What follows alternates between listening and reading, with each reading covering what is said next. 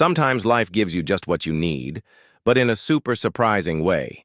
When Cora Belle's dad passed away, leaving her all alone on a struggling farm, she never thought help would come from a big cowboy with rough hands and a wild idea. Grady. Holt showed up at her door as the sun went down, holding his hat, and said something that flipped her world upside down. He told her, "You're by yourself. Let me give you a family, ma'am." Not in a rude way, but like a real promise from a guy who knew some things are worth standing up for. Her sick uncle had sent him, not just any random guy, but a cowboy who wanted to build something real. At first, Cora slammed the door in his face.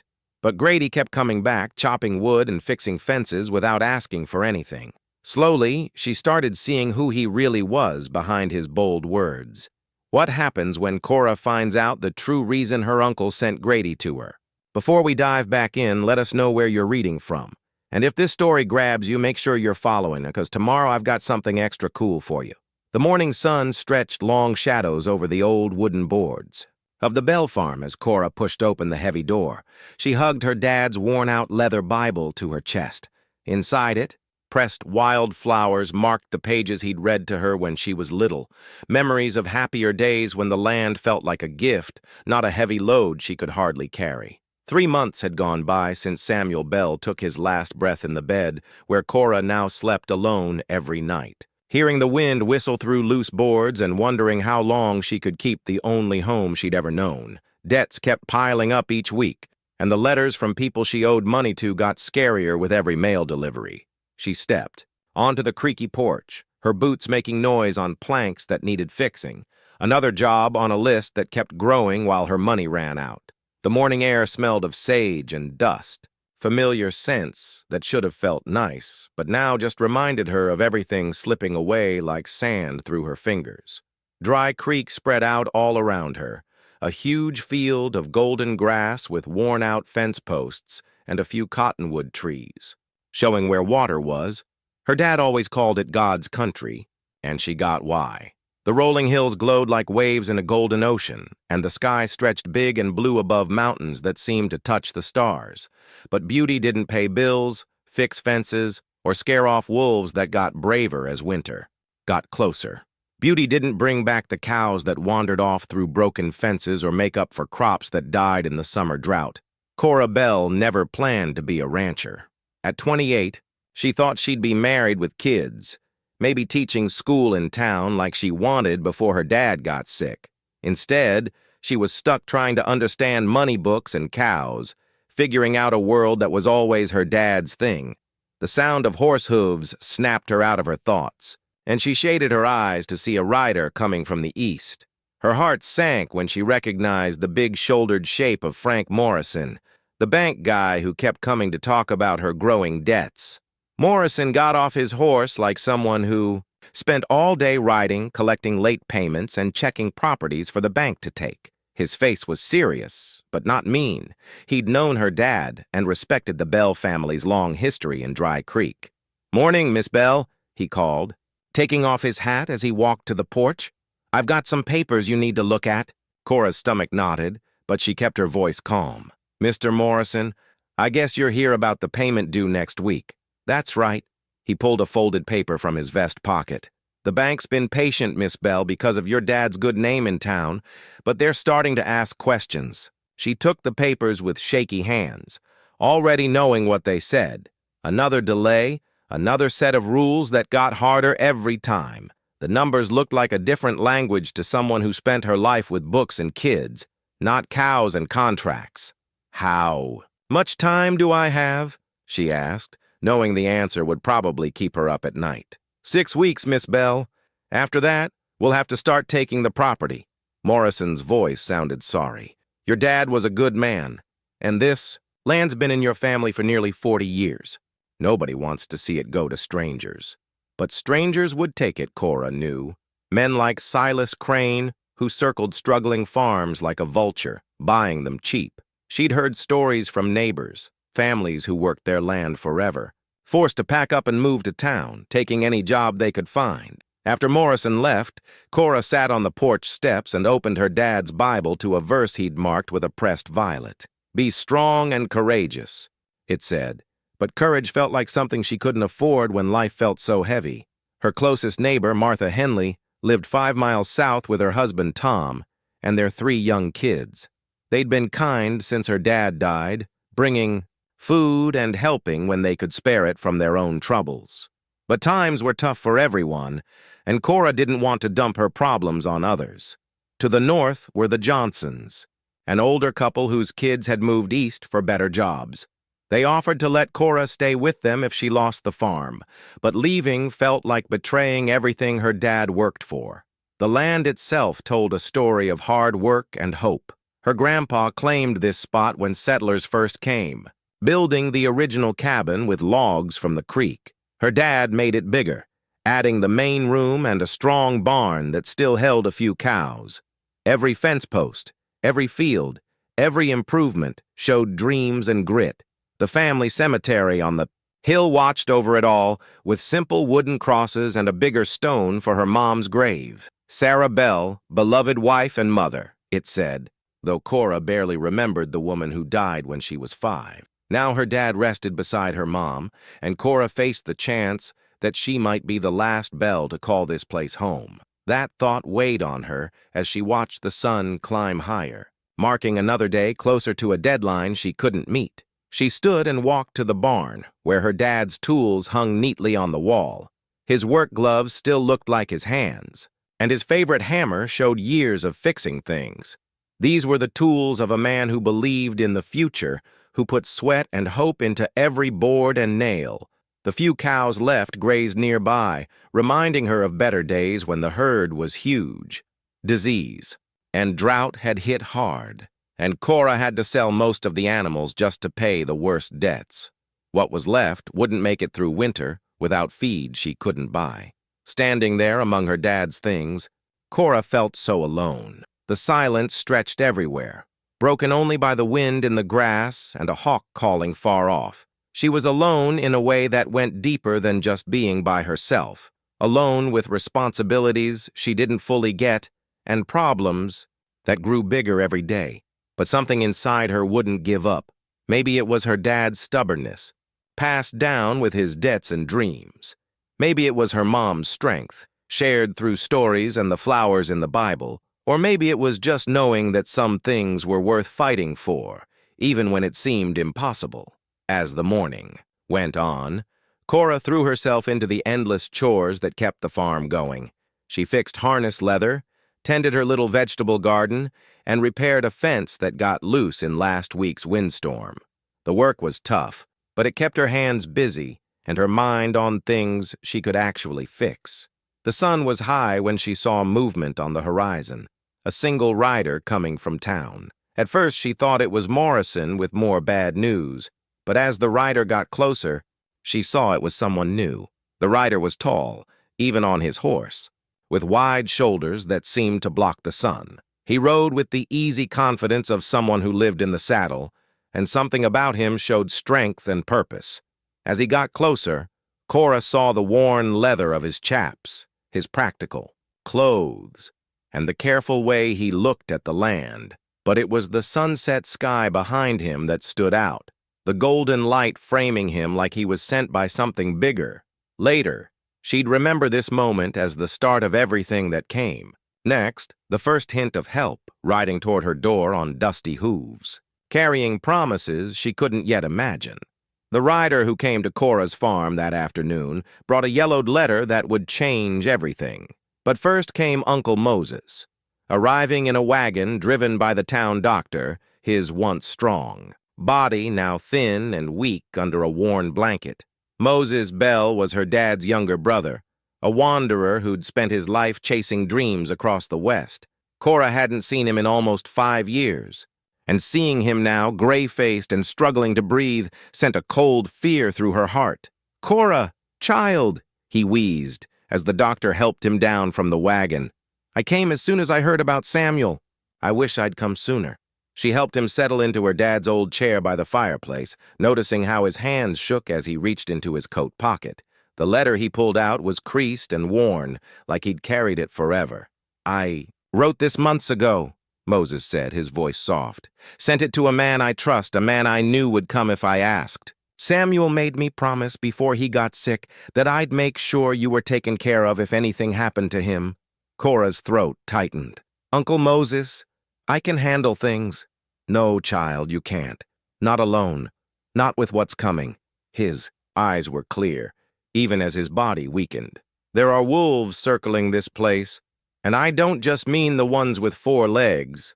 Silas Crane's been asking about our land, about what might be under it. The letter crackled as he handed it to her. The paper was so thin she could see her fingers through it, and the ink had faded to brown. But the words were clear. Grady, I'm calling in that favor. There's a woman in Dry Creek who needs a good man. Come ready to stay. Moses. Who's Grady? Cora asked, though she had a feeling she knew. Before Moses could answer, the sound of horse hooves pulled their attention. Through the window, they saw the tall rider getting off his horse near the porch, his movements slow and steady, despite the urgency around him.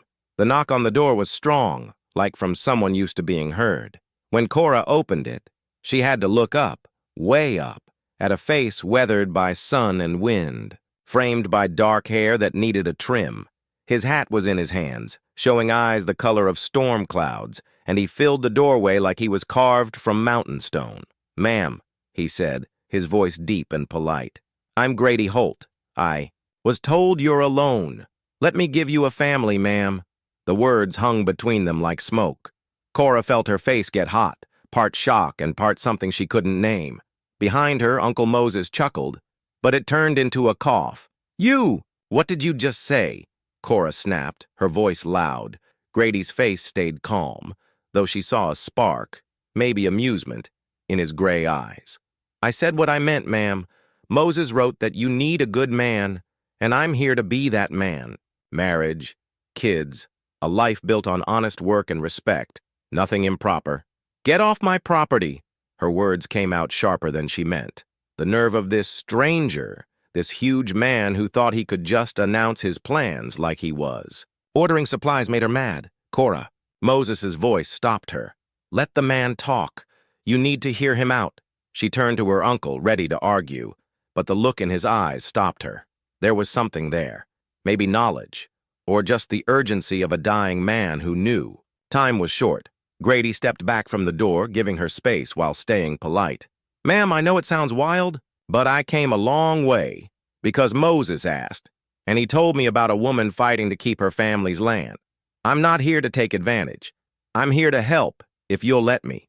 And why do I need help? She demanded, though she could feel the weight of the bank's papers in her pocket, because Moses wouldn't have sent for me otherwise, and because I can see in your eyes you're carrying a load too heavy for one person. His voice softened. I've been where you are, ma'am. Lost everything once. Had to start over. The only thing that saved me was accepting help when it came. Moses struggled to sit up. Grady here ran the biggest ranch in Colorado. 5,000 cows. More land than you could ride in a day. He built that place from nothing, made it the best in 3 counties. What happened? Cora asked, despite her anger. Grady's jaw tightened just a bit. The owner's son grew up, thought he knew better than me, ran the place into the ground in 2 years. I stayed too long, trying to save something that couldn't be saved. And now you think you can save me? Her words were sharper than she meant. No, ma'am.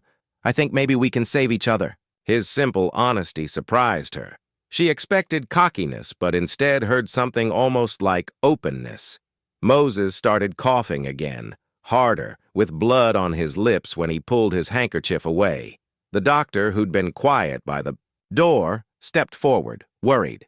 I need to get him to bed, the doctor said.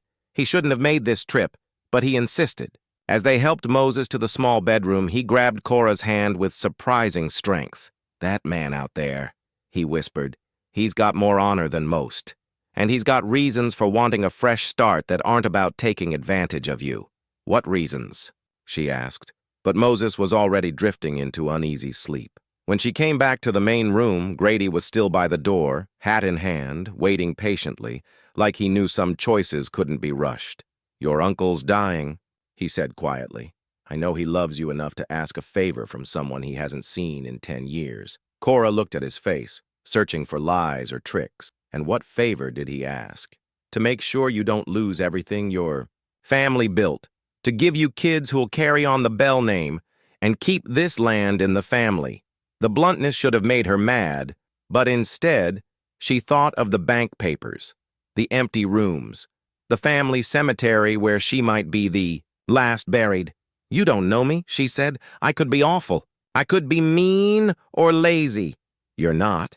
His certainty surprised her.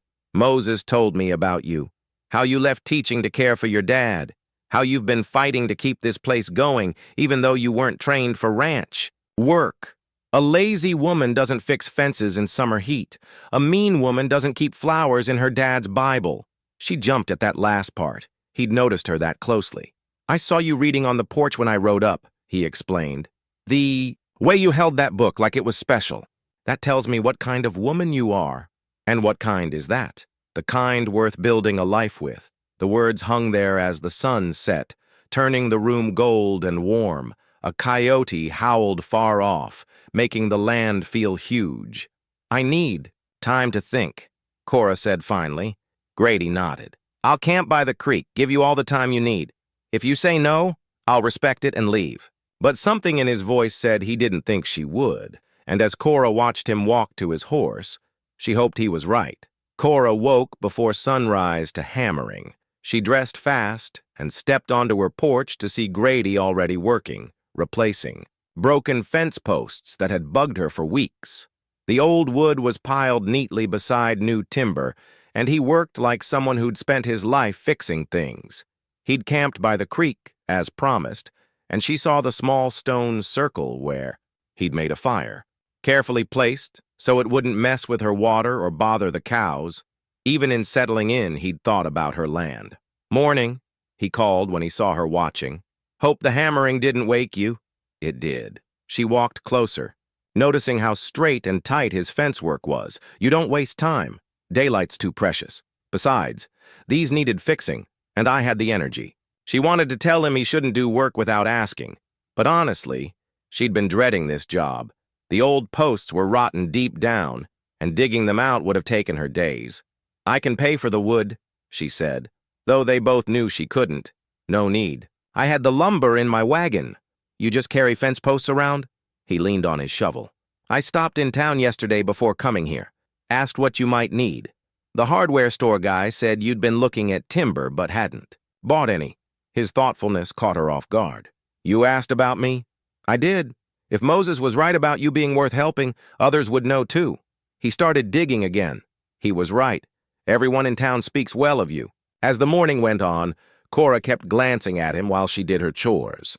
There was something calm about how he worked, every move careful and smooth. His shirt got sweaty, and she noticed his strong shoulders under the fabric. She was carrying water to her garden when she heard horses coming from the east, fast enough to kick up dust. Her stomach dropped when she saw the led horse, a fancy paint gelding that belonged to Silas Crane. Crane was a rich guy who showed off his money with fancy clothes and a silver-studded saddle. He'd made a fortune buying up failing ranches, and his visit could only mean trouble. The two men with him looked like hired tough guys, paid to scare people, not talk. "Miss Bell," Crane called as he stopped near her porch.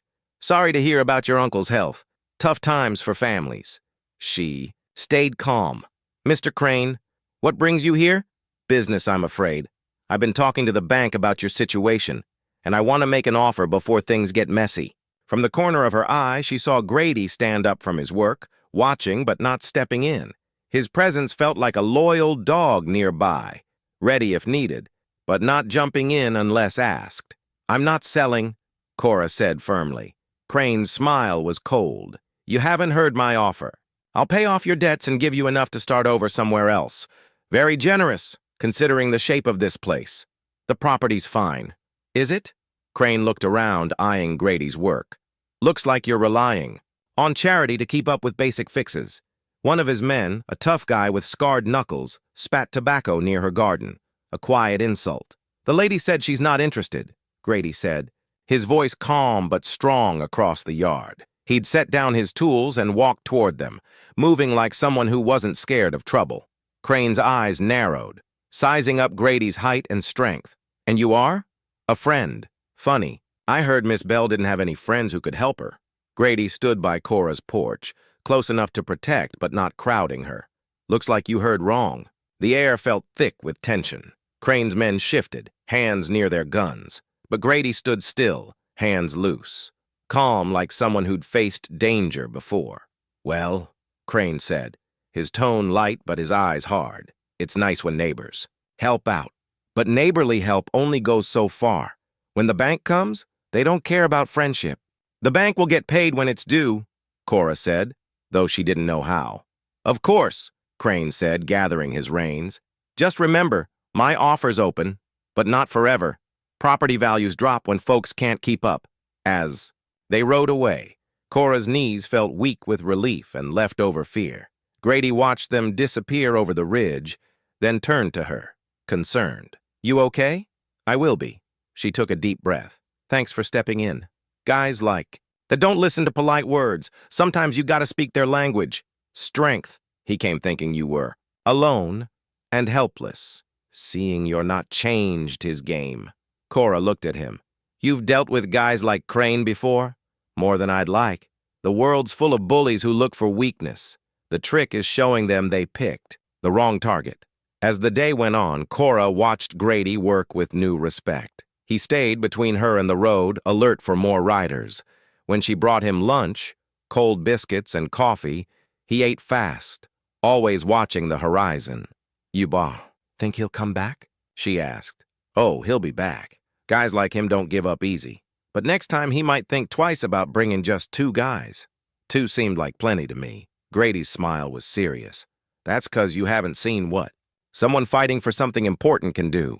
As evening came, Uncle Moses woke long enough to sip some broth. The doctor said he might have days or just hours left, too weak to know for sure. Cora sat with him as the sun set, reading from the family Bible while Grady finished the fence. That man, Moses whispered when he could talk. He's not what you expected, is he? No, she admitted. He's not. Good men never are. Your dad was like that. Surprised your mom every day. When she went to thank Grady for his work, she found him checking the barn like a pro. The building was solid but needed fixes. Loose. Boards, missing shingles, squeaky hinges. Your dad built well, he said. Good bones here. Just needs some love. More love than I can give it. More than you can give alone, he corrected. But you're not alone anymore. If you don't want to be. His words meant more than they seemed. In the evening light, with stars starting to show, Cora felt something shift inside her. Not love, not yet, but a spark of something she'd almost forgotten. Hope. 3 days later, Uncle Moses passed quietly, in his sleep, and Cora had to plan another funeral in the family cemetery. Grady showed up at her kitchen door as she struggled with plans, holding his hat and looking awkward, like he wasn't sure how to help. I'd like to help, he said. Simply, if you'll let me. She nodded, too choked up to speak. The next hours were busy as neighbors came to pay respects. Martha Henley brought food, Tom Johnson dug the grave, and the town preacher came to do the service. Grady worked quietly in the background, directing. People, helping with heavy stuff, making sure everything went smoothly. At the meal after the funeral, Cora learned more about this man who'd shown up so suddenly. She overheard him talking with Tom Johnson about cows, and Tom's respect showed Grady was known for his skills. You're the Holt who fixed the Morrison Ranch in Colorado, Tom said. My brother-in-law said you took a failing ranch and made it profitable in 2 years. Grady's silver spurs glinted as he shifted, uneasy. That was a long time ago. Not that long. What brought you to Dry Creek? Cora watched Grady's face as he thought about his answer. Looking for a fresh start, he said finally. Sometimes. You gotta move on from past mistakes. Later, when the neighbors left, Cora and Grady sat on her porch in the cool evening, listening to coyotes and the wind in the cottonwoods. Tell me about the spurs, she said, pointing to the fancy silver. On his boots. His hand touched them without thinking. They were a gift from the first ranch owner I worked for. I was young, maybe 22. Thought I knew everything about cows and land. He gave me these when I learned to listen as well as talk. They're pretty. They're also a reminder that pride can trip you up and thinking you're too important has a cost. There was pain in his voice, quiet but real. Cora wanted to know what drove this strong man to start over in Dry Creek. "What happened in Colorado?" she asked softly. Grady was quiet so long she thought he wouldn't answer. When he did, his voice was low. "I fell in love with the wrong woman, the owner's daughter. She was beautiful, educated, came back from school in Denver with big ideas about running the ranch modern. She convinced her dad his ways were old, that they should grow fast, take risks." He paused, lost in tough memories. "I argued against it, but she was his princess, and I was just hired help. When her brother grew up, they didn't need me anymore. So you left? I should have. Instead, I stayed and watched them ruin that ranch. Took on too much debt, bought cows they couldn't feed, grew too fast without the right setup. In 2 years they were broke. And the daughter? His smile was bitter. She married a banker in Denver, someone who could give her the life she wanted without the hard work." Cora heard the hurt in his voice, the kind from loving someone who didn't love you back the same. "I'm sorry." "Don't be. It taught me the difference between wanting someone and building a life with them. Real love comes from working together and respecting each other, not just feelings and pretty words." They sat quietly, comfortable. Cora studied his face in the moonlight, the strong jaw, his hands resting easy on his knees. He felt solid, like something you could rely on. "Why did Uncle Moses think you'd be right for me?" she asked. "Because I told him what I wanted when I wrote back to his letter. A woman who gets hard work, who values land and family, a partner, not just someone pretty." "And sons? You really want kids?" His face softened. "I've spent my life building stuff for others. I'd like to build something for my own family, something that lasts." His honesty touched her deeply. She thought of the empty rooms in her house, the quiet that stretched all day, how she sometimes talked to herself just to hear a voice. "I don't know how to be a wife," she admitted. "I was engaged once, back when I taught school, but he wanted me to give up everything and move to his family's farm in Kansas. I couldn't, so he found someone else." "What couldn't you give up?" "This place. My dad needed me, and I couldn't leave him. But it's more than that. This land's part of me. Leaving would be like losing a piece of myself." Grady nodded, like he got it completely. "Roots matter. That's why Moses thought we'd fit. I'm not here to take you away from your home. I want to help you keep it." A week later, Grady had settled into a routine that felt normal, even, though it started so strangely. He slept by the creek but ate meals with Cora, their talks growing longer and easier each day. He fixed whatever needed fixing, handled the cows like a pro, and slowly turned the struggling farm into something that looked like it could work. Cora changed, too, bit by bit. The worry lines around her eyes softened as the weight of everything started to feel shared, not just hers. She looked forward to meals, to hearing his voice at night, to having someone nearby. While they were fixing the barn roof together, an accident happened. A board broke under Cora's foot, and she would have fallen hard if Grady hadn't grabbed her, pulling her close to his chest as they steadied. For a moment, they stood close, her hands on his shoulders, his arms around her waist. She felt his heart beating steady, smelled soap and leather on his clothes. When she looked up, something in his eyes made her breath catch. "Cora," he said softly, her name sounding special in his voice. "Yes?" Instead of answering, he gently touched her cheek. His hand was rough from work, but soft on her face. She could have stepped back, kept things safe. Instead, she leaned into his touch. When he kissed her, it felt like the most natural thing ever. His lips were warm, patient, asking, not demanding. The kiss started gentle, then grew deeper as she kissed back, her arms around his neck pulling him closer. When they pulled apart, both were breathing fast. Grady rested his forehead against hers, eyes closed like he wanted to hold on to the moment. "I should say sorry," he said finally. "Why?" "Because I promised to give you time, and I meant to keep that." Cora smiled, surprising herself. "Maybe I've had enough time." That evening they sat closer on the porch, her shoulder touching his arm, comfortable in this new space. The future still had problems, the debt, Crane circling, and them still being strangers in some ways. But for the first time since her dad died, Cora didn't feel alone facing it all. The tin box had been hidden under loose floorboards in her parents' bedroom forever. Inside, wrapped in faded blue, silk, was her mom's wedding ring, a simple gold band worn smooth. Cora found it as a kid but wasn't allowed to touch it. Now, with Grady's proposal on her mind, she held the ring, turning it over. It had been 2 weeks since their first kiss, and things had changed in small but big ways. Grady still slept by the creek to keep things proper, but their talks had gotten deeper, more personal. They sat together at night, sharing stories about their pasts and dreams for the future. Grady talked about growing up on a small farm in Missouri, losing his parents to fever at 16, and years of drifting that taught him the value of a real home. Cora shared fears she'd never said out loud, her worry of ending up bitter and alone, her dream of filling the house with kids' laughter.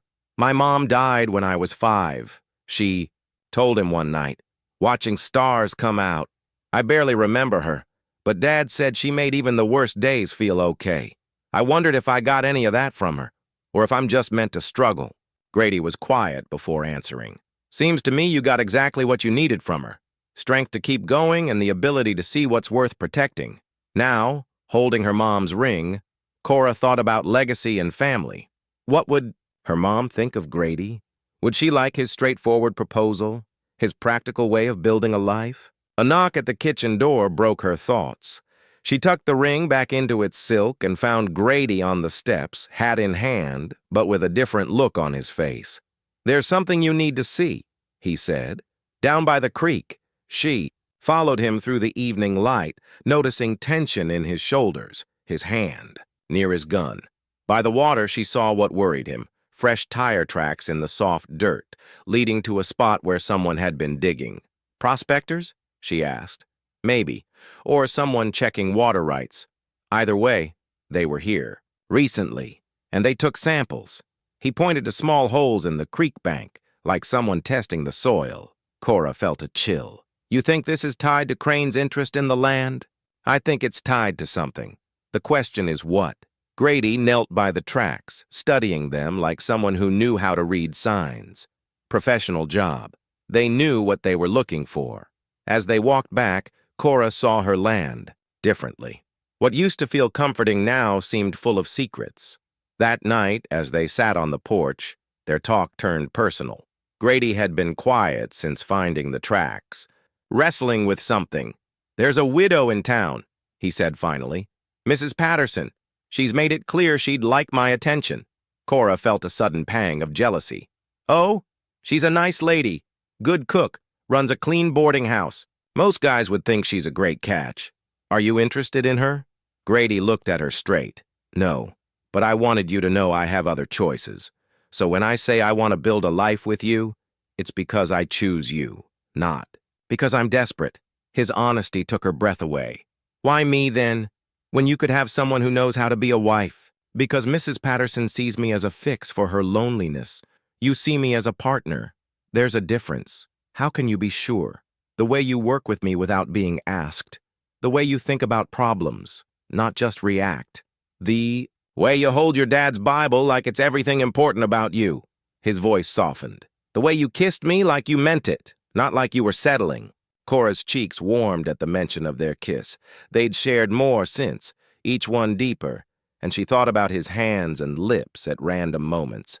"Grady," she started, then stopped, unsure how to say what she felt. "What is it?" "I'm scared," she admitted.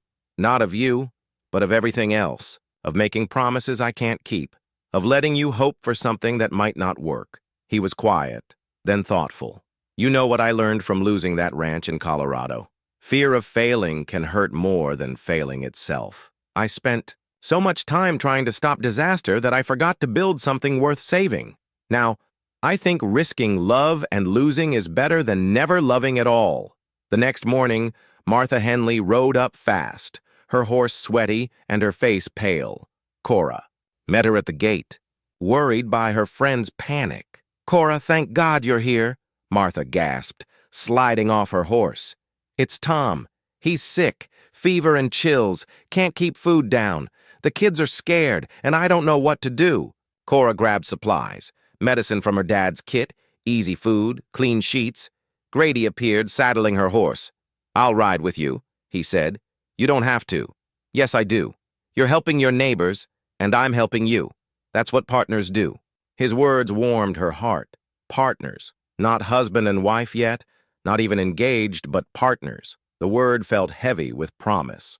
As they rode to the Henley place, Cora glanced at Grady's strong jaw, his skilled hands on the reins. This was a man who showed up and did the right thing without excuses. The day at the Henley farm showed new sides of them both. Grady was gentle with sick Tom, helping him walk when his fever broke. Cora found she had her mom's caring side, coaxing medicine into Tom and calming the scared kids with stories and songs. As evening came and Tom's fever broke, Martha pulled Cora aside in the kitchen. "That man of yours," she said quietly. "He's a keeper.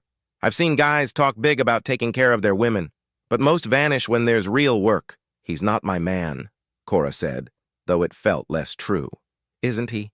Then why's he looking at you like you hung the moon? And why do you blush every time he talks?" On the ride home, they were quiet, tired but satisfied from helping. The stars shone bright, and Dry Creek felt like home. "You were good with the kids today," Grady said as they neared her farm. "So were you. I didn't expect a guy with no family to know how to calm a scared 5-year-old. I was a scared 5-year-old once. Sometimes that's all you need." As they unsaddled the horses, Cora made a choice that surprised her. Instead of saying goodnight and watching him go to his camp, she touched his arm. "Stay," she said. "Not in my room, but stay in the house tonight. There's a good bed in the spare room, and it's silly for you to sleep on the ground after working all day for my neighbors." His face changed like something shifted. "Cora, it's practical," she said quickly, though they both knew it was more. And proper, just different beds. That night, lying in her bed with just a wall between them, Cora felt his presence. She heard him move in the spare room, the creak of floorboards, the rustle of blankets. For the first time in months, the house didn't feel empty. When morning came, she woke to the smell of coffee and bacon. Grady was up early, cooking breakfast, moving in her kitchen like he belonged. Seeing him at her stove, hair messy from sleep, shirt untucked, made her heart flutter with something cozy and exciting. "Morning," he said, smiling. "Hope you don't mind me making myself at home." "Not at all." She took the coffee he offered, their fingers brushing. "Thanks for yesterday, for helping Tom. Thanks for letting me help." As they sat at her small kitchen table, eating breakfast together, Cora felt something click inside her. This felt right, beyond logic or plans. It felt like the start of something she'd been scared to hope for. The huge oak tree had fallen in winter storms, its big trunk almost crossing the creek bed.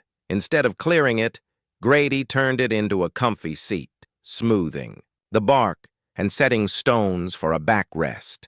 It became their favorite spot for evening talks, where the creek's sound gave privacy and the branches made a green roof. 3 weeks later, their relationship took a big turn there. They were talking about growing the cow herd, voices low and easy in the evening when Grady went quiet mid-sentence. "What's wrong?" Cora asked, looking where he stared. "Nothing. Just thinking how my life's so different now compared to 6 months ago." Different how? Instead of answering, he turned to her, serious in the fading light. "Cora, I need you to know what I feel for you isn't just convenience or loneliness. It's not just about finding a wife." Her heart beat faster. "What is it about? It's about you. The way you think before you talk. The way you work without whining. The way you make normal moments feel special." His hand found hers, on the smooth bark. "I'm in love with you." The words hung there, big and real. Cora saw the risk in his eyes, the courage it took to say it. "Grady, you don't have to say anything back. I just needed you to know so you can decide with all the facts." But she had something to say, words coming from a deep place she'd been scared to admit. "I love you too." The words surprised them both. Cora had focused so much on the practical side, the partnership, the solution to her problems, that she almost missed when gratitude turned into love. "You do?" "I do," she laughed, feeling light with relief. "I love your hands, your voice, the way you fix things without being asked." I love that you showed up when I needed someone and stayed even when I pushed you away. I love that you see me as a partner, not a burden. When he kissed her this time, it was different, full of confessed love, warm with desire, promising something deeper. Cora kissed back boldly, her arms around his neck, pressing close to his warmth. When they pulled apart, both were breathless. Grady's hands held her face, his thumbs gentle on her cheeks. "Marry me," he said, voice rough with feeling. "Not because it's smart or you need protection or your uncle thought so. Marry me because you love me and want to build a life together." "Yes," she whispered, then louder, "Yes!" Their engagement kiss was cut short by hoofbeats. They jumped apart, flushed, to see a rider in the dark. As he got closer, Cora recognized Dr. Harrison from town, and her heart raced with worry. "Miss Bell," the doctor called, stopping near. "The Oak. Sorry to bother you, but I have news that couldn't wait." "What is it?" Cora stood, Grady's hand steadying her. "I've been going through your uncle's things as you asked. Found papers you need to see now." He got off his horse and pulled a leather folder from his saddlebags. Seems Moses was investigating before he got sick. The papers were survey maps, legal notes, and letters with the Territorial Land Office in Uncle Moses's handwriting. "What am I looking at?" she asked. "Proof your property is bigger than you thought," Dr. Harrison said seriously. "Your dad's original claim went way east of your current fences. About 300 acres that aren't counted now." Grady looked over her shoulder, his ranch knowledge clicking fast. 300 acres of grazing land. "Better than that," the doctor said. 300 acres with the main water rights for this creek. Worth a fortune to someone wanting to control water in a dry area. Cora felt the ground shift. "Are you saying—" "I'm saying if these papers are real, and I think they are, you own resources some people really want. That might explain the pressure you've been feeling." As it sank in, Cora leaned into Grady's steady arm around her waist, anchoring her as her world changed. "There's more," Dr. Harrison said. "Moses left a letter for you to be read after you saw these papers." He handed her a sealed envelope with her name in Moses's neat writing. Cora opened it with shaky fingers. The letter was short, but shocking. "Cora, if you're reading this, I'm gone, and you've seen proof of what I suspected. Silas Crane's been buying water rights across the territory, using fake surveys to trick owners into thinking they have less land. Your dad didn't know about the extra land because the surveyor worked for Crane. The man I sent, Grady Holt, is my son, though he doesn't know yet. I never married his mom, but I supported them until she died. He has as much right to this land as you. More importantly, he has the skills to help you fight for what's yours. Tell him the truth, Cora. You'll need each other." The letter slipped from her fingers. Grady caught it before it blew away, and she watched his face change as he read it. The silence was heavy. "Moses was your father," she whispered. Grady's face was calm, but his eyes showed shock. "I never knew. My mom said my dad was a wanderer who never stayed. She never said his name. But you came when he asked. Because he helped me years ago. Gave me my first real job with cows. I thought I owed him a favor, not—" He gestured at the papers. Dr. Harrison cleared his throat. "I'll leave you two to talk. But, Miss Bell, word's spreading about Moses's investigation. People in town are asking what he found." After the doctor left, Cora and Grady sat quietly by the oak. The tree that meant new beginnings now felt like their complicated situation. Beautiful, useful, but also a challenge. "Does this change things between us?" Cora asked. Grady was quiet. "It changes the situation. It doesn't change how I feel about you. But you have a claim to this land now, as Moses's son, only if I want it, and I don't." His voice was firm. "I didn't come for an inheritance, Cora. I came for you. That hasn't changed. But the water rights, the bigger land, this changes everything. It changes our resources, not our plans." He took her hands, his grip warm. "Unless it changes yours." Looking into his eyes, seeing his hidden worry, Cora knew the night's news only made her surer of what she wanted. "No," she said firmly. "It doesn't change my plans at all, but it means we've got a fight coming. She smiled, feeling shock turn to determination.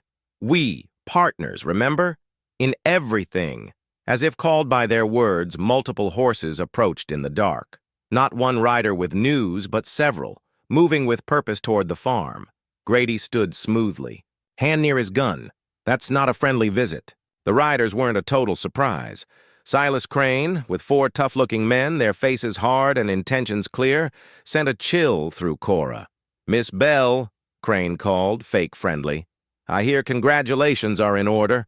Word is you're engaged." "That's right," Cora said, standing by Grady. "But that's none of your business." "Oh, it is. I've got info about your property boundaries that might interest your fiancé." Crane's smile was sharp. "Seems there's some question about what you own." "No question at all," Grady said calmly. "We've seen the surveys." "Have you? That's too bad. Makes things messier than they need to be." His threat was barely hidden, and Cora felt Grady tense. This wasn't about debts anymore. It was about something bigger and more dangerous. "I suppose," Crane went on, "we'll need to talk more about your plans soon." 3 days later, Cora found a hidden deed wrapped in oilcloth behind loose barn boards while looking for surveyor marks Moses mentioned. Her hands shook as she unrolled it. It was older than Moses's other papers, written in neat territorial. Clerk script, dated 50 years ago, with the land office seal. It wasn't just the age that shocked her, it was what it said. The original Bell claim included not just the extra grazing land Moses found, but water rights to all of Dry Creek and its branches covering miles, including land Crane had been buying up for years. Grady found her in the barn, the deed on her lap, tears streaming down her face. He knelt beside her, quiet and steady, as she tried to take it in. "It's not just our land," she whispered. "This says my grandpa owned water rights to almost the whole creek system, meant to stay in the family, but lost when the territory became a state. Lost or hidden. Hidden. Someone made sure these papers vanished, probably when Crane started buying land." She looked at him, seeing her shock in his eyes. "Grady, if this is real, half the water rights in this valley are mine." The stakes were huge. Water was more valuable than gold in a dry region. No wonder Crane wanted her land so badly. He wasn't. After her small farm, but the legal power to control water he'd been stealing. "We need a lawyer," Grady said, thinking fast. "Someone who knows territorial law to check if this is real. And then what? Crane won't give up just because of old papers. Then we fight." His simple words carried weight. Cora saw not just determination in his eyes, but the resolve of a man who'd found something worth protecting, no matter what. That evening, a welcome visitor came, Judge William Patterson in his official carriage. A man in his 60s with years of judging behind him. He'd been her dad's friend and did Moses's funeral. His visit meant news of their discovery was spreading. "Miss Bell, Mr. Holt," he greeted them. "Sorry to intrude, but I've heard disturbing news that needs attention." They invited him in, where he sat at the kitchen table, the deed between them like courtroom evidence. "I've been checking territorial records," Patterson said. "This deed seems real. The original Bell water rights were much bigger than anyone knew, and they were deliberately left out of state records when the territory changed." "Deliberately?" Cora asked. "I'm afraid so. The clerk who handled that, Douglas Freeman, left his job to work for Crane soon after. He's dead now, but the signs of his tricks are clear." Grady leaned forward. "What can we do, Judge?" "Legally, you're in a strong spot. These water rights are yours by family, never legally given to anyone else. Crane's sales of water access are invalid. He sold what he didn't own. But practically," Patterson's face grew serious, "you're up against a man who built his fortune on controlling water here. He won't let go easily, and he's got ways to fight outside court." As if on cue, riders approached, 8 or more, confident, like they expected no fight. "Stay inside," Grady said, checking his gun. "This doesn't feel like a talk." But Cora was already moving to the door. "This is my land, my fight. I won't hide." Judge Patterson stood too. "If you'll allow, I'd like to be there for whatever Crane says. As a judge, I might keep things legal." They stepped on the porch as Crane's group stopped in front of the house. Besides Crane, Cora saw his men and some hired guns, not ranch hands. The message was clear. No negotiation. "Judge Patterson," Crane said, surprised. "Didn't expect you here." I understand there are property questions that need a judge's eye, Patterson replied. Crane's smile was cold. Questions that could be settled simply if Miss Bell would be reasonable. What situation? Cora asked, knowing the answer. The one where you have papers that aren't rightfully yours, old claims that don't match current records. You mean the papers proving my family's water rights you've been selling illegally? Cora's voice was braver than she felt. I mean papers based on old territorial claims that don't hold up under state law. Patterson stepped forward. That's not true, Mr. Crane. Territorial water rights before statehood are valid unless legally transferred. These weren't. The silence was tense. Crane's men shifted, hands near weapons. Grady stood still, ready for trouble. Judge, Crane said, fake reasonable. The legal situation's tricky. There are questions about those papers' authenticity, how they were found, and if they're real after all these years. Are you saying they're fake? Patterson asked sharply. I'm saying an investigation might be needed. One that could take years with Miss Bell facing big legal costs for claims that might not hold up. The threat was clear. Crane could tie her up in court until she ran out of money while he kept acting like the water was his. Of course, Crane added, there's an easier way. Miss Bell could take my original offer, plus extra for the trouble. Everyone's happy. No court needed. And if I say no? Cora asked, knowing the answer. Crane's smile didn't reach his eyes. Then we'll see how much fight you've got. After Crane's men left, Cora, Grady, and Patterson sat in the kitchen while the judge explained their tough spot. Even with real claims, fighting Crane's money would take lawyers, fees, and years. Meanwhile, Crane could pressure them outside. Court, there's one thing in your favor, Patterson said as he left. Mr. Holt's parentage, if proven, gives him equal claim to the water rights as Moses' son. Two people are harder to scare than one, and if anything happens to Miss Bell, the rights go to him, not the territory. After the judge left, Cora and Grady sat in the lamplight, the huge situation heavy like a blanket. They'd gone from planning a wedding and saving a farm to holding papers that could change the whole territory. Second thoughts? Cora asked. Quietly? About all this? Grady took her hand. About marrying you? Never. About taking on Crane and his men? That's a different question. We could leave, she said, though it felt wrong. Take what we can and start over. Could you really leave this behind? She looked around the kitchen. Her dad's reading spot. Her mom's dishes. 3 generations of Bell's lives. No, I couldn't. Then we fight, Grady said simply. Together, whatever it takes. Outside, a coyote howled, echoing the wildness coming to their quiet valley. Change was coming, and all they could do was face it with courage. The Winchester rifle was Grady's dad's, used in the war and carried through frontier years. Grady cleaned it carefully in the barn, the morning light shining on the oiled steel. 3 weeks after Patterson's visit, Crane's pressure had grown. Fences cut at night, letting cows wander. To be taken by neighbors. Supplies from town not arriving. The bank demanding new fees out of nowhere. Worse were the strangers around Dry Creek. Tough guys. With sharp eyes, claiming to look for work, but asking too much about the Bell farm. Crane was planning something big, beyond court. How many bullets do we have? Cora asked, sitting beside him with the cartridge box. Enough? Grady looked. Up. I hope we won't need them. Do you really believe that? He paused. No. Crane's too deep in this to back off because of papers. He'll push until we push back. Over the weeks, Cora found strength she didn't know she had. The woman scared of losing her farm was now ready to fight for water rights that could change the region. She'd learned to shoot Grady's spare revolver, practicing until her hands didn't shake, accepting she might need to fight to survive. Tom Johnson came by yesterday while you were in town, she said, sorting bullets steadily. He said he and Martha are with us. Whatever happens, that's good. We'll need friends. He also said 3 more families got visits from Crane's men this week, offering to buy their land cheap with hints of trouble if they said no. Grady's jaw tightened. He's trying to cut off our support, isolate us before his big move. Hooves interrupted them. But this was an expected visitor. Dr. Harrison acting as a messenger between farms while staying neutral as the territory's doctor. Morning, he called, dismounting. I've got bad news. They invited him into the barn to talk privately. His face was serious as he pulled out a paper. Crane filed a complaint with the territorial governor saying, "You've got stolen government papers and your water claims are fake." He wants a federal investigation. Cora's stomach dropped. Can he do that? He can try.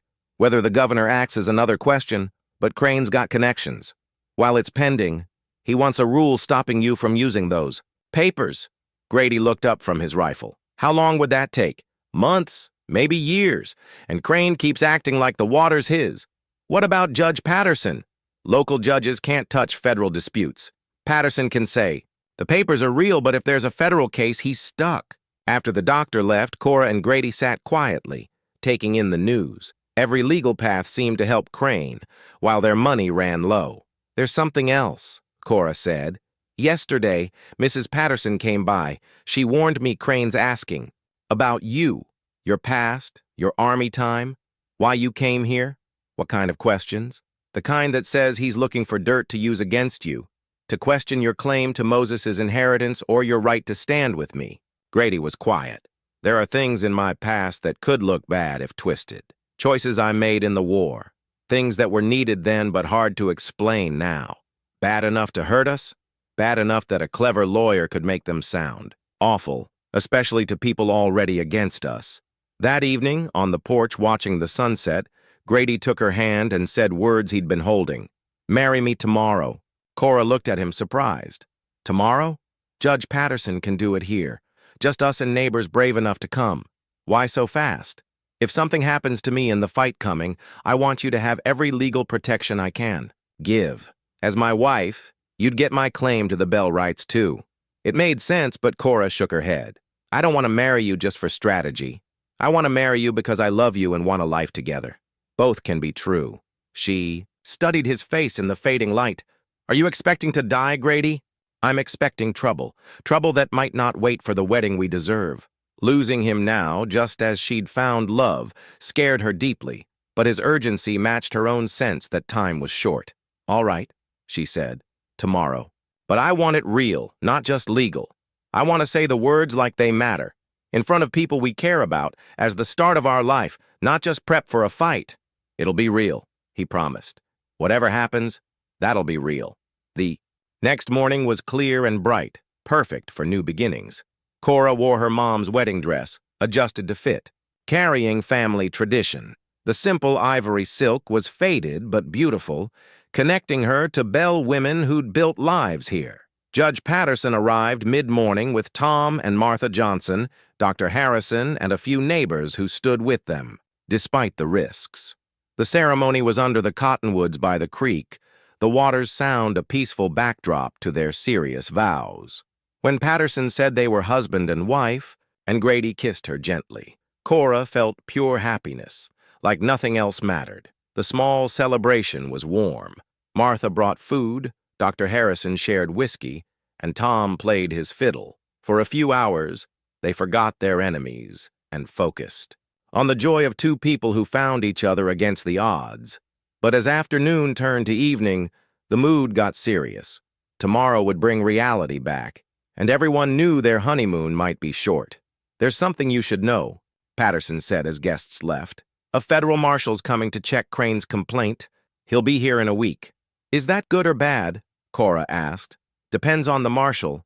If he's honest, it could prove you're right. If Crane's got to him," Patterson shrugged. "Marshals can take disputed land during an investigation." After everyone left, Cora and Grady sat alone as husband and wife. The evening light glowed gold across their porch, and the sounds of their land, cows mooing, wind in the grass, hawks calling, welcomed their new chapter. "Any regrets marrying?" "A woman with so many legal problems?" Cora asked, sitting beside him. "Only that we didn't do it sooner," Grady said, pulling her close. "And that our honeymoon might involve shooting." That night they shared a bed for the first time, their love tender and urgent. There was sweetness in finally being close, but also a desperation knowing their happiness might not last. They held each other in the dark, memorizing each other's touch, their breathing in sync. "Whatever happens," Grady whispered, "these months with you have been the best of my life." "Don't talk like that," Cora said. "We'll have years together, decades, Growing old, watching our kids on this land. Promise me something. What? If something happens to me, fight for this place, not just for your family, but because it's ours now, because we chose to build something here. She looked at him in the moonlight. I promise, but only if you promise to do everything to make sure I don't fight alone. I promise. The next morning brought signs their time was running out.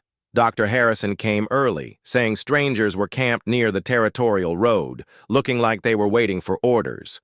Worse, Tom Johnson said some of his cows were shot dead in his pasture. Not by wolves or disease, but bullets. It's a message, Grady said, checking their bullets in the barn. He's showing he can hit our friends too. How many men does he have? Enough. It's not about outfighting them. We can't.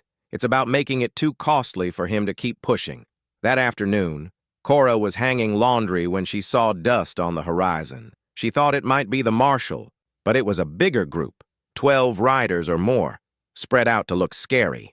Crane rode in the middle with men who looked like they came from rough places, not ranches. As they got close, Cora saw their weapons and hard faces. Men paid well for bad. Work. Mrs. Holt, Crane called, mocking her new name. Congrats on your wedding. Hope you enjoyed it, 'cause your honeymoon's about to end. What do you want, Crane? Grady stepped forward, standing between Cora and the men. What? I've always wanted a fair deal to end this mess. You've got something that's mine, and I'll pay fairly to get it back. We've got what's ours, Cora said. It's not for sale. The territorial government says otherwise. Crane pulled out a fancy paper. This is an order from the federal marshal to take any disputed land during the investigation, including this farm and your so-called water rights. Patterson had warned them, but seeing it hurt like a punch. Even if the order was wrong, it let Crane take everything they'd fought for. You're jumping the gun, Grady said calmly. That marshal hasn't even checked your claims, hasn't he? Crane smirked. Marshal Bradley's camped over the ridge waiting for my signal that this place is secure. He's thorough, wants order while he investigates. The trap was set. Resisting would make them outlaws, and Crane had enough pull with this marshal to win. You've got 1 hour to pack and leave, Crane said. After that, anyone here is a trespasser and will be dealt with. As Crane's men pulled back to wait, Cora and Grady faced the truth. They might lose everything, even though they were right. Their papers were useless if the government ignored them, and Crane was ready for this moment. We could run, Cora said, looking at her family's home. Where? We'd be fugitives. We'd never come back. Then we fight. Grady looked at her, proud but sad. 12 armed men against us, too? That's not fighting, Cora. That's suicide. Then, what do we do? Before he could answer, hooves sounded again, but this time it was friends. Tom and Martha Johnson, Dr. Harrison, Judge Patterson, and a dozen neighbors, all armed and ready. Looks like it's not just us two, Grady said, hope in his voice. For the first time in days, the final fight was about to start.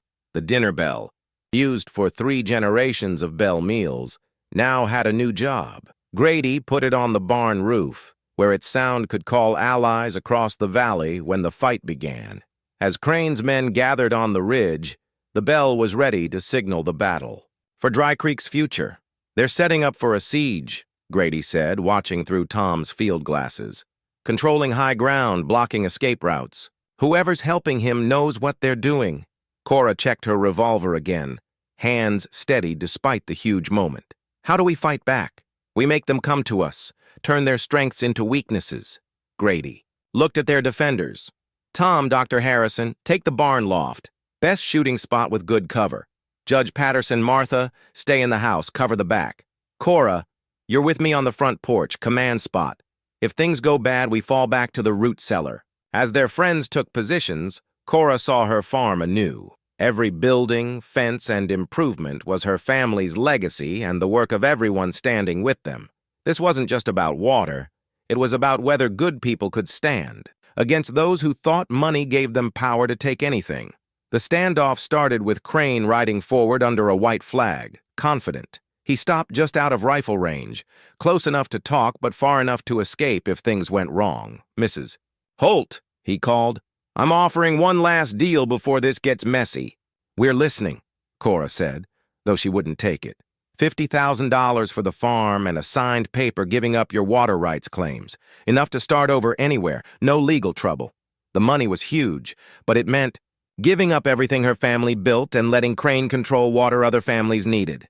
"Not interested," she called. "That's no longer your choice. The marshals authorized me to take this land by any means." "Where's this marshal?"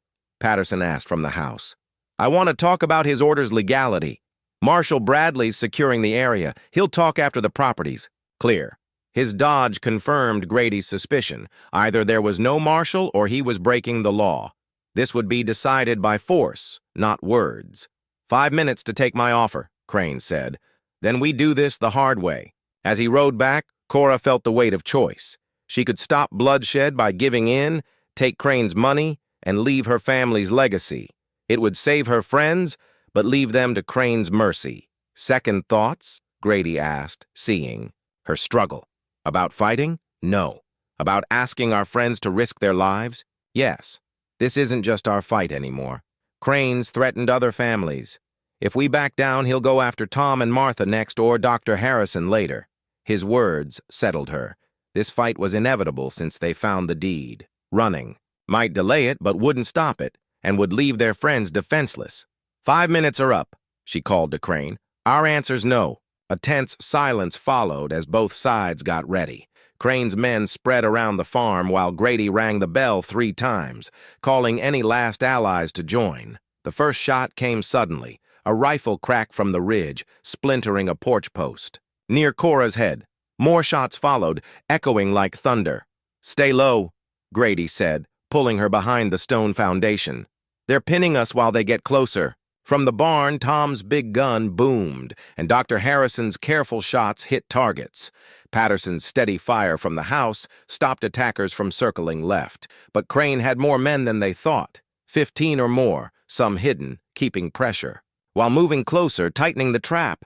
"They'll try to burn us out," Grady said, seeing men with torches near the barn. "Tom, Martha, watch for fire arrows." The bell rang again, but not from Grady. One of Crane's men was climbing the barn roof to the loft where Tom and Dr. Harrison were. Cora watched in horror as the man's head appeared, gun in hand. Tom shouted a warning, cut off by a gunshot. One of their best defenders was down. Dr. Harrison tried to pull Tom to safety, leaving the barn open as more attackers pushed forward. "We're being overrun," Grady said, shooting steadily while thinking fast. "If they take the barn, they'll shoot down on the house. We'll be trapped." Then Cora heard it. Hooves from the east, fast and dusty. She feared it was Crane's backup, but then saw a man with a federal marshal's badge leading territorial militia, riding toward the gunfire with an American flag. This was the real marshal. Bradley, here to check Crane's claims and finding a battle instead. The branding iron hung where her dad left it, by the forge in the barn. As gunfire exploded and Crane's men attacked, Cora thought of that tool, the bell brand that marked their cows for 3 generations, a symbol of ownership and belonging. She gripped it as a weapon, standing with Grady on the porch. Marshal Bradley's arrival changed the fight, but didn't. "Stop it!" Crane's men, knowing their lies were caught, fought on, turning a legal issue into a war. "Federal Marshal," Bradley's voice boomed. "By U.S. authorities, stop shooting and drop your weapons." His order was ignored. Crane's men kept fighting, knowing capture meant jail or worse. They attacked the farm as Bradley's militia fired from the ridge. "Grady," Tom called from the loft, weak but urgent. "They're coming through the creek." Bed. 6 men behind the house. The fight was turning chaotic, with smoke from burning outbuildings making it hard to see friend or foe. "We need to fall back to the house," Grady said, shooting at a flash in the trees. "Can't hold here," with attackers from all sides. But Cora saw something chilling. Martha running to the barn where Tom was hurt, ignoring bullets. One of Crane's men, behind the water trough, aimed at her. Without thinking, Cora threw the branding iron hard, hitting his shoulder as he fired, making the shot miss. Martha reached the barn, but Cora was now unarmed on the open porch. "This way." Grady grabbed her, pulling her into the house as bullets shattered windows and walls. Inside, Patterson was behind the flipped dining table, Reloading his rifle, watching the back windows. How bad is it? He asked. Bad and getting worse, Grady said, checking bullets. But the real marshal's here with militia. If we hold out, we might make it. Boots sounded on the porch. Crane appeared in the broken doorway with 2 men, all armed and desperate. The businessman was gone. This was a predator fighting to survive. End of the line, Mrs. Holt, Crane growled, aiming at Cora. You and your husband are coming with me. We'll talk terms at the territorial border. You mean where you'll kill us and say we died in the fight? Grady said calmly, calculating. I mean where we'll avoid more blood, unless you want your wife widowed so soon. The standoff was tense. 3 armed men against Grady and Patterson, Cora in the middle. Outside, the battle raged. But here it was, just a few feet, and who'd shoot first? Patterson broke the moment, groaning and clutching his chest, sliding, down like he was having a heart attack. The distraction was enough. Grady drew his gun faster than Cora could blink, shooting Crane's man on the left before he could aim.